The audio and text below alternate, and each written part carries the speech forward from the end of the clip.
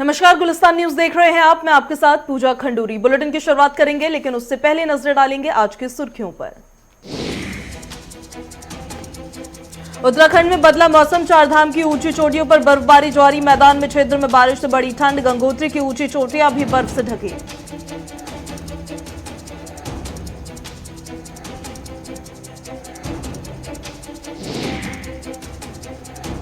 देवभूमि चुनावों से पहले चुनावी हलचल तेज हुई। विधायक के टिकट को लेकर आम आदमी पार्टी में दावेदारी शुरू। कर्नल की टीम में कौन से खिलाड़ी होंगे शामिल, इससे लेकर आम आदमी पार्टी में चल रहा है मंथन।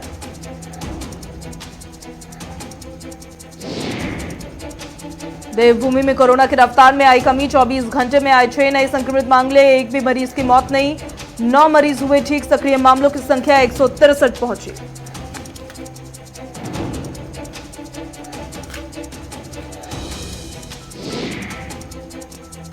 बुलेटिन की शुरुआत करेंगे इस वक्त की बड़ी खबर के साथ। उत्तराखंड में राजनीतिक हलचल तेज होती नजर आ रही है। बड़ी जानकारी, उत्तराखंड में चुनाव से पहले चुनावी हलचल अब तेज हो गई है।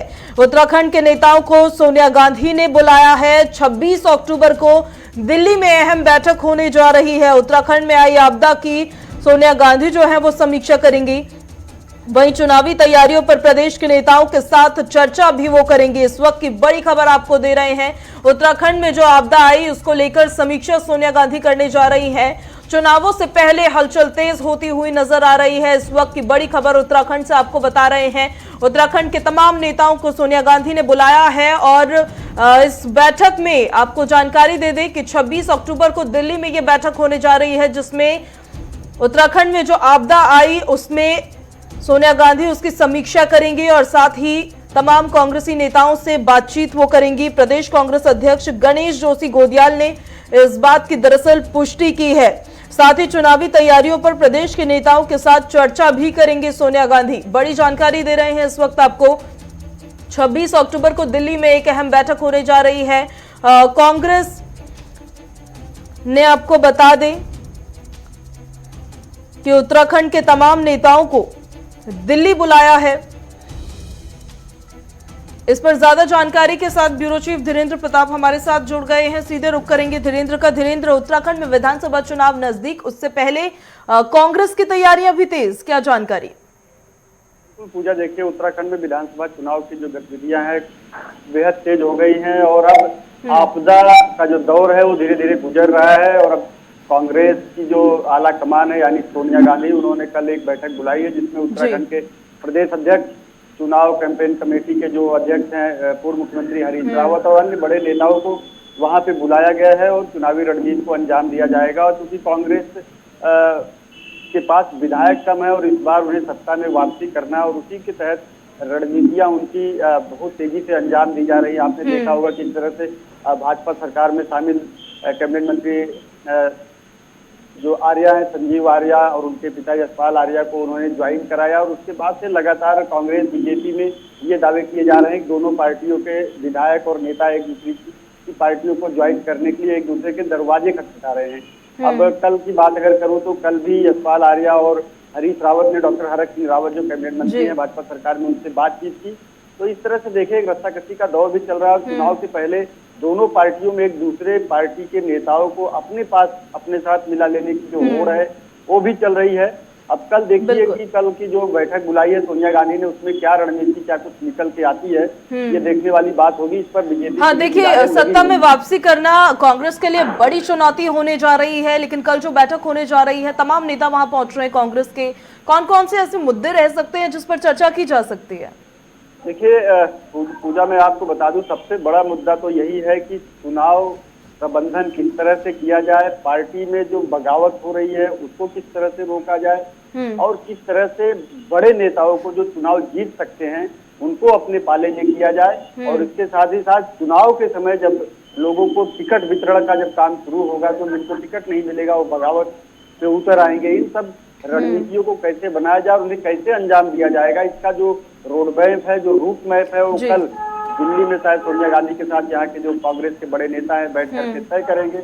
और इसके बाद पता चलेगा कि कांग्रेस किस रणनीति के तहत कौन सी योजनाओं के साथ चुनावी मैदान में उतरेगी, चुनावी मैदान को फतह करने के लिए। बिल्कुल धीरेन्द्र, बहुत शुक्रिया आपका तमाम जानकारी के लिए। धीरेन्द्र उत्तराखंड से चुनावों से जुड़ी और राजनीतिक खबरें लगातार आप तक पहुंचा रहे हैं। रुक करेंगे अगली खबर की ओर। उत्तराखंड का मौसम बदला नजर आ रहा है। इस वक्त की बड़ी खबर, चारधाम की ऊंची चोटियों पर बर्फबारी लगातार जारी है। मैदान क्षेत्र में बारिश से अब ठंड बढ़ती हुई नजर आ रही है और गंगोत्री की ऊंची चोटियों पर भी बर्फबारी लगातार जारी है। ऊंची चोटियां बर्फ से ढकी नजर आ रही है। इस वक्त की बड़ी खबर उत्तराखंड से आपको दे रहे हैं। देखिए, बारिश के चलते अब ठंड बढ़ने लगी है। न केवल पहाड़ी इलाकों में, पर जो प्लेन के इलाके हैं वहां पर भी ठंड थोड़ी सी बढ़ती हुई नजर आ रही है। और उत्तराखंड की अभी हम बात कर रहे हैं, वहां पर भी मौसम देखिए बदलता नजर आ रहा है बारिश की वजह से। चारधाम की जो ऊंची चोटियां है, क्योंकि देखिए चारधाम यात्रा लगातार जारी है, ऊंची चोटियों पर बर्फबारी लगातार जारी है और ऊंची चोटियां बर्फ से ढकी नजर आ रही हैं। थोड़ी देर में तस्वीरें भी आपको दिखाएंगे। मैदानी क्षेत्र जो है वहां पर बारिश की वजह से ठंड अब बढ़ती हुई नजर आ रही है। वहीं अगर गंगोत्री की देखिए बात करेंगे तो ऊंची चोटियां जो है बर्फ से ढकी हुई वो नजर आ रही है। इस वक्त की बड़ी जानकारी उत्तराखंड से चारधाम की ऊंची चोटियों की और गंगोत्री की भी ऊंची चोटियों की तस्वीरें आपको दिखाएंगे, जहां पर ऊंची ऊंची चोटियां जो है वो बर्फ से ढकी हुई नजर आ रही है। मौसम अब बदलने लगा है। जो मैदानी क्षेत्र है वहां पर ठंड बढ़ने लगी है और उत्तराखंड के जो पहाड़ी इलाके हैं वहां पर बर्फबारी लगातार जारी है। इस वक्त की बड़ी खबर उत्तराखंड से आपको बता रहे हैं। उत्तराखंड में मौसम का बदलता मिजाज देखने को मिल रहा है। भारी बारिश की वजह से देखिए, अभी कुछ ही वक्त पहले जब भारी बारिश वहां पर हुई तो उसकी वजह से जो तस्वीरें सामने आई वो भी काफी चिंताजनक तस्वीरें वो थी। और दोबारा से अब बारिश हुई है, जिसकी वजह से मैदानी क्षेत्रों में बारिश होने की वजह से ठंड जहां एक तरफ बढ़ गई है, तो वहीं पहाड़ी क्षेत्रों की अगर हम बात करेंगे तो चारधाम की ऊंची ऊंची चोटियों पर बर्फबारी जो है वो वहां पर लगातार नजर आ रही है। वहीं देवभूमि से बड़ी जानकारी, देवभूमि जा सकते हैं प्रधानमंत्री नरेंद्र मोदी। प्रधानमंत्री आदि गुरु शंकराचार्य के समाधि स्थल पहुंच सकते हैं। वहीं 5 नवंबर को केदारनाथ में समाधि स्थल का उद्घाटन वो कर सकते हैं, ये भी जानकारी। और 6 नवंबर को सुबह 8 बजे केदारनाथ के कपाट जो है वो बंद हो जाएंगे। इस वक्त की बड़ी खबर आपको बता रहे हैं कि प्रधानमंत्री नरेंद्र मोदी का देवभूमि का ये दौरा रह सकता है और आदि गुरु शंकराचार्य की समाधि स्थल का उद्घाटन दरअसल प्रधानमंत्री नरेंद्र मोदी कर सकते हैं। 5 नवंबर की तारीख बताई जा रही है जब ये उद्घाटन किया जा सकता है। और साथ ही एक और बड़ी खबर इस वक्त की आपको ये बता रहे हैं कि 6 नवंबर की वो तारीख है जब सुबह 8 बजे केदारनाथ के कपाट जो हैं वो बंद हो जाएंगे। प्रधानमंत्री नरेंद्र मोदी देवभूमि जा सकते हैं, जिससे जुड़ी जानकारी आपको दे रहे हैं। और देवभूमि में प्रधानमंत्री आदि गुरु शंकराचार्य के समाधि स्थल का उद्घाटन कर सकते हैं। 5 नवंबर को बताया जा रहा है कि केदारनाथ के समाधि स्थल का उद्घाटन कर सकते हैं प्रधानमंत्री नरेंद्र मोदी। इस वक्त की बड़ी खबर और चारधाम यात्रियों से जुड़ी भी ये बड़ी जानकारी आपको दे रहे हैं कि केदारनाथ के कपाट जो है वो 6 नवंबर सुबह 8 बजे बंद हो जाएंगे। क्योंकि देखिए चारधाम यात्रा लगातार जारी है और काफी अहम खबर उन श्रद्धालुओं के लिए भी जो चारधाम यात्रा पर निकले हुए हैं। 6 नवंबर की तारीख सुबह 8 बजे तक केदारनाथ के कपाट जो हैं वो बंद हो जाएंगे। और साथ ही आपको जानकारी दे रहे हैं प्रधानमंत्री नरेंद्र मोदी के देवभूमि के दौरे से जुड़ी हुई भी, जिसमें ये जानकारी मिल पाई है कि आदि गुरु शंकराचार्य के समाधि स्थल का उद्घाटन पीएम मोदी कर सकते हैं। विधानसभा चुनाव नजदीक है उत्तराखंड में, उससे पहले लगातार बड़े बड़े नेताओं के, मंत्रियों के दौरे जो हैं वो उत्तराखंड में उनकी तस्वीरें नजर आ रही हैं। अभी कुछ ही वक्त पहले प्रधानमंत्री नरेंद्र मोदी जब ऋषिकेश पहुंचे थे, ऋषिकेश वासियों को उन्होंने बड़ी सौगात दी थी। और उसके बाद अब बताया जा रहा है कि 5 नवंबर को भी केदारनाथ के समाधि स्थल का उद्घाटन करने के लिए देवभूमि पहुंच सकते हैं प्रधानमंत्री नरेंद्र मोदी। और साथ ही ये भी अहम जानकारी कि केदारनाथ के कपाटों की बात करेंगे, सुबह 8 बजे 6 नवंबर को ये कपाट जो हैं वो बंद हो जाएंगे। क्योंकि देखिए बर्फबारी लगातार जारी है। चारधाम की ऊंची चोटियों पर बर्फ से ढके पहाड़ नजर आ रहे हैं। उसी के मद्देनजर 6 नवंबर की वो तारीख जब सुबह 8 बजे केदारनाथ के कपाट बंद हो जाएंगे। और ठीक उससे एक दिन पहले 5 नवंबर को केदारनाथ के समाधि स्थल का उद्घाटन जो है प्रधानमंत्री नरेंद्र मोदी कर सकते हैं। जानकारी के साथ संवाददाता विशाखा चौधरी हमारे साथ सीधे जुड़ गई हैं। विशाखा, एक तो उत्तराखंड में अब मौसम का बदलता अंदाज नजर आ रहा है, दूसरी तरफ प्रधानमंत्री नरेंद्र मोदी के देवभूमि पहुंचने के और उनके दौरे से जुड़ी क्या जानकारी है आपके पास?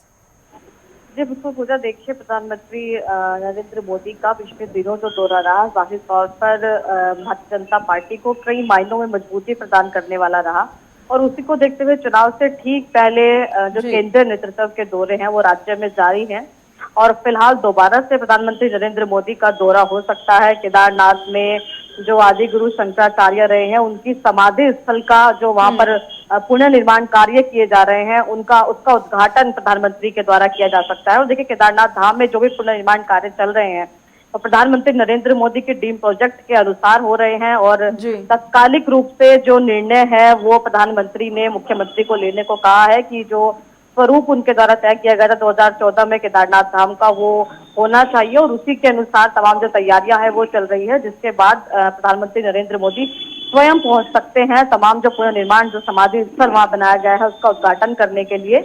और चुनाव से ठीक पहले उनका यह दौरा कई मायनों में देखिए महत्वपूर्ण हो जाता है और जिस तरह से भारतीय जनता पार्टी को और केंद्रीय नेतृत्व एक तरीके से मजबूती प्रदान करता है, उसके तहत जो यह दौरा है और भी ज्यादा जो है वो महत्वपूर्ण नजरों से देखा जा रहा है। और साथ ही विशाखा, ठीक एक दिन पहले जब 6 नवंबर को केदारनाथ के कपाट बंद हो जाएंगे, क्योंकि देखिए उत्तराखंड में मौसम का मिजाज बदल रहा है, भारी बारिश के बाद अब बर्फबारी जो है ऊंची चोटियों पर लगातार जारी है, तो ठीक एक दिन पहले उसका प्रधानमंत्री का दौरा काफी मायनों में अहम माना जा सकता है।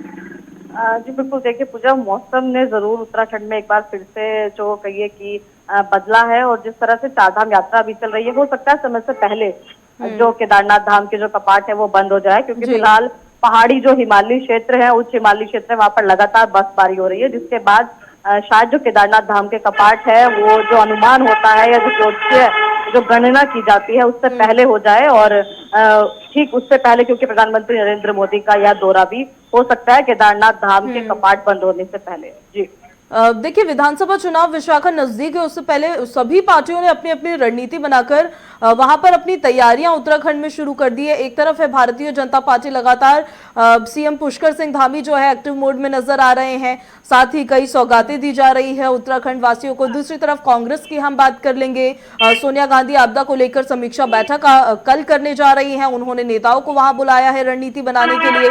तीसरी तरफ है आम आदमी पार्टी जो लगातार अपने आप को एज ए थर्ड पार्टी के रूप में स्थापित करने के लिए भी वहां पर जद्दोजहद उनकी तरफ से लगातार जारी है।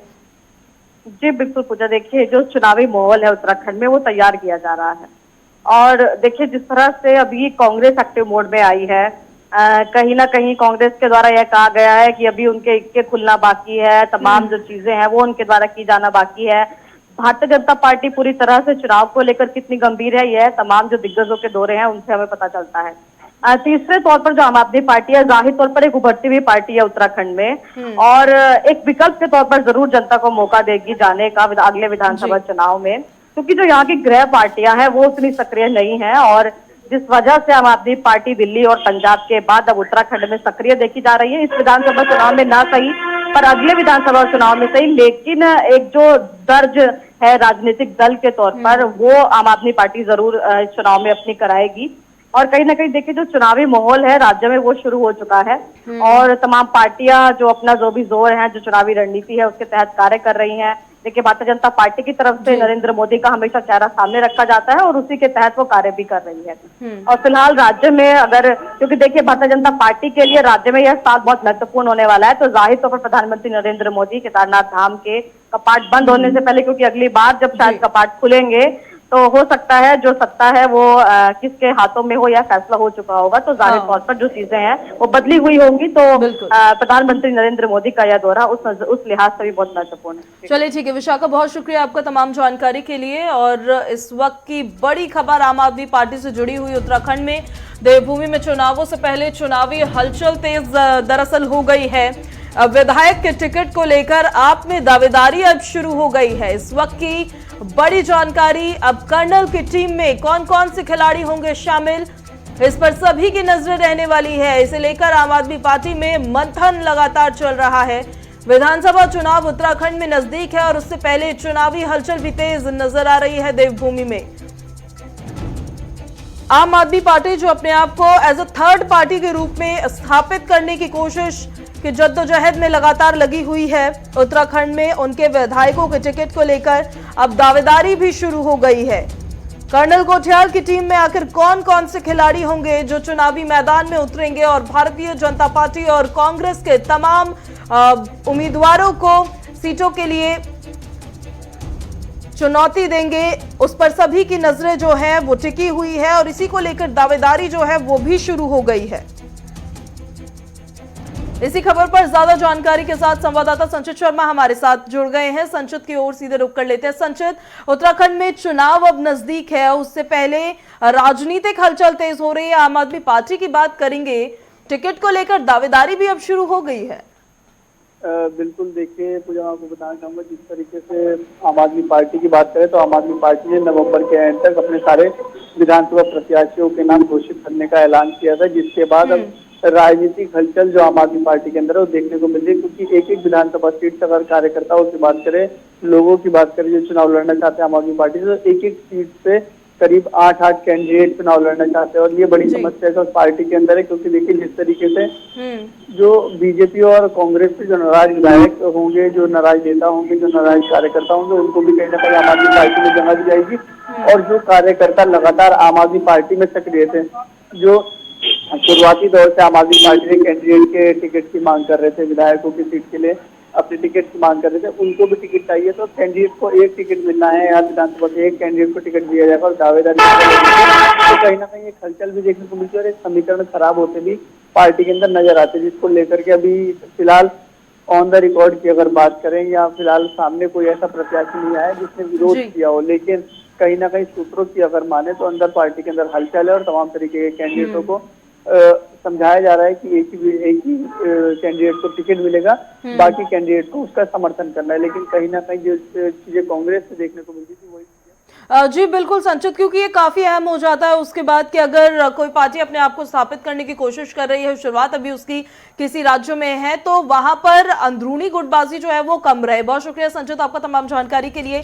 पंजाब से बड़ी खबर सामने आ रही है। चंडीगढ़ में आपको बता दें, सीएम चरणजीत सिंह चन्नी ने सर्वदलीय बैठक बुलाई है। इस वक्त की बड़ी जानकारी आपको दे रहे हैं। बीएसएफ, कृषि कानून, पंजाबी भाषा विशेष और पैकेज के मुद्दे पर जो है वो चर्चा होगी। दोपहर 12 बजे पंजाब भवन में यह बैठक शुरू होगी। शिरोमणि अकाली दल और आम आदमी पार्टी के नेता इसमें शामिल होंगे। इस वक्त की बड़ी जानकारी, पंजाब बीजेपी ने ऑल पार्टी मीटिंग का बहिष्कार हालांकि किया है। चंडीगढ़ से बड़ी जानकारी, सीएम चन्नी ने सर्वदलीय बैठक बुलाई है जिसमें बीएसएफ, कृषि कानून, पंजाबी भाषा और विशेष पैकेज के मुद्दे पर चर्चा की जाएगी। दोपहर 12 बजे का वक्त बताया जा रहा है। पंजाब भवन में यह ऑल पार्टी मीटिंग जो है वो शुरू होगी जिसमें शिरोमणि अकाली दल और आम आदमी पार्टी के नेता शामिल होंगे। लेकिन बड़ी जानकारी इस वक्त की ये कि भारतीय जनता पार्टी ने पंजाब में, पंजाब बीजेपी ने ऑल पार्टी मीटिंग का बहिष्कार किया है। वहीं सीएम चन्नी ने पंजाब वासियों को नई सौगात दी है। सीएम चन्नी ने 35 गांवों के विकास के लिए 68 करोड़ रुपए की स्वीकृति दी है। बड़ी जानकारी, बिजली उपभोक्ताओं के आपको बता दें कि 7,737 करोड़ बकाया बिल जो है माफ करने के निर्देश दिए हैं और सीएम ने 14 करोड़ रुपए के चेक पंचायतों को भी सौंपे हैं। बड़ी जानकारी दे रहे हैं इस वक्त पंजाब से आके, जहां पर आपको बता दें कि सीएम चरणजीत सिंह चन्नी ने पंजाब वासियों को नई सौगात दी है। दरअसल सीएम चन्नी ने 35 गांव के विकास के लिए 68 करोड़ रुपए की स्वीकृति की मंजूरी दी है। वहीं बिजली उपभोक्ताओं के जो 7,737 करोड़ बकाया बिल है उनको माफ करने के भी निर्देश दिए हैं और 14 करोड़ रुपए के चेक तो पंचायतों को सौंपे हैं। वहीं मुख्यमंत्री ने ग्राम चोटला खुर्द के आत्मा सिंह को आपको जानकारी दे दें कि लगभग 2,26,890 रुपए के बकाया बिजली की बिल की माफी प्रमाण पत्र जो है, बिल माफी का प्रमाण पत्र भी सौंपा है। लगातार मुख्यमंत्री चरणजीत सिंह चन्नी पंजाब में एक्टिव नजर आ रहे हैं। पंजाब में भी देखिए विधानसभा चुनाव नजदीक है, उससे ठीक एक साल पहले मुख्यमंत्री का चेहरा बदलना एक अहम चुनौती सीएम चन्नी के लिए। वहीं सीएम चन्नी ने नेत्रहीनों के 3 सदस्यीय प्रतिनिधि मंडल से भी मुलाकात की मुख्यमंत्री ने सर्वेक्षण करने और नेत्रहीनों का इलाज करने की घोषणा की है और सीएम चन्नी ने यह भी कहा है कि नेत्रहीनों की पेंशन की समीक्षा की जाएगी। बड़ी जानकारी दे रहे हैं इस वक्त आपको पंजाब से सीएम चन्नी ने। देखिए, एक तरफ जहां पंजाब वासियों को नई सौगात दी है तो वहीं दूसरी तरफ मुख्यमंत्री चरणजीत सिंह चन्नी ने नेत्रहीनों के 3 सदस्यीय प्रतिनिधि मंडल से भी मुलाकात की है और सर्वेक्षण करने और उनके इलाज करने की भी घोषणा की है। साथ ही नेत्रहीनों के पेंशन को लेकर भी समीक्षा की जाएगी, सीएम चन्नी कहते हुए नजर आए हैं। बड़ी जानकारी इस वक्त पंजाब से आपको दे रहे हैं। पंजाब में देखिए 3 अहम खबरें आज की। एक सर्वदलीय बैठक होने जा रही है जो मुख्यमंत्री चरणजीत सिंह चन्नी ने बुलाई है, जिसमें शिरोमणि अकाली दल और आम आदमी पार्टी के नेता शामिल होंगे। पंजाब बीजेपी ने इस मीटिंग का बहिष्कार किया है। दूसरी तरफ मुख्यमंत्री चरणजीत सिंह चन्नी ने पंजाब वासियों को नई सौगात दी है। सीएम चन्नी ने 35 गांवों के विकास के लिए 68 करोड़ रुपए की स्वीकृति दी है। और तीसरी अहम खबर आज पंजाब वासियों के लिए कि मुख्यमंत्री चन्नी ने नेत्रहीनों के 3 सदस्यीय प्रतिनिधि मंडल से दरअसल मुलाकात की और मुख्यमंत्री ने सर्वेक्षण और नेत्रहीनों के इलाज करने की घोषणा की। नेत्रहीनों की पेंशन की भी समीक्षा होगी, सीएम चन्नी ने यह भी बात कही है।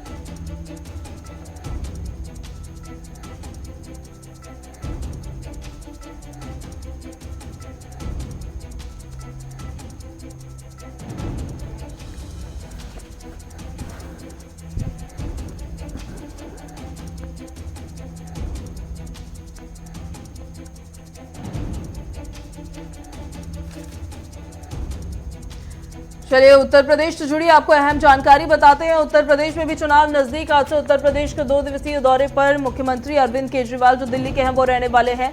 26 अक्टूबर को अयोध्या में रामलला की दरअसल वो पूजा करेंगे और सरयू आरती में भी शामिल होंगे मुख्यमंत्री केजरीवाल। इस वक्त की बड़ी जानकारी आपको दे रहे हैं। केजरीवाल पर हमले की तैयारी में बीजेपी है, संजय सिंह ने ये कहा है। इस वक्त की बड़ी खबर, आज से उत्तर प्रदेश के 2 दिवसीय दौरे पर मुख्यमंत्री अरविंद केजरीवाल रहने वाले हैं। उत्तर प्रदेश में देखिए विधानसभा चुनाव अगले ही वर्ष होना है। उत्तर प्रदेश हो गया, पंजाब हो गया और उत्तराखंड हो गया। अगले ही वर्ष विधानसभा चुनाव वहां पर होना है, जिसको लेकर सभी पार्टियों ने अपनी अपनी तैयारियां जो है वो शुरू कर दी है। और आज से 2 दिवसीय दौरे पर उत्तर प्रदेश में रहने वाले हैं मुख्यमंत्री अरविंद केजरीवाल। और साथ ही आपको बता दें कि 26 अक्टूबर को अयोध्या में रामलला की पूजा अर्चना वो करेंगे और सरयू आरती में भी शामिल होंगे। इससे पहले संजय सिंह जो आम आदमी पार्टी के नेता हैं, उनका कहना है कि केजरीवाल पर हमले की तैयारी में है भारतीय जनता पार्टी। दरअसल अभी कुछ ही वक्त पहले तिरंगा यात्रा आम आदमी पार्टी ने उत्तर प्रदेश में निकालनी थी, लेकिन आम आदमी पार्टी को इसकी परमिशन प्रशासन द्वारा नहीं दी गई। बावजूद इसके जब संजय सिंह वहां पहुंचे तो उनको हिरासत में लेकर उनसे पूछताछ की गई। तो लगातार आम आदमी पार्टी के जो कार्यकर्ता नेता हैं ये आरोप लगाते हुए नजर आ रहे हैं कि सिलेक्टिव परमिशन जो है उसकी इजाजत दी जा रही है।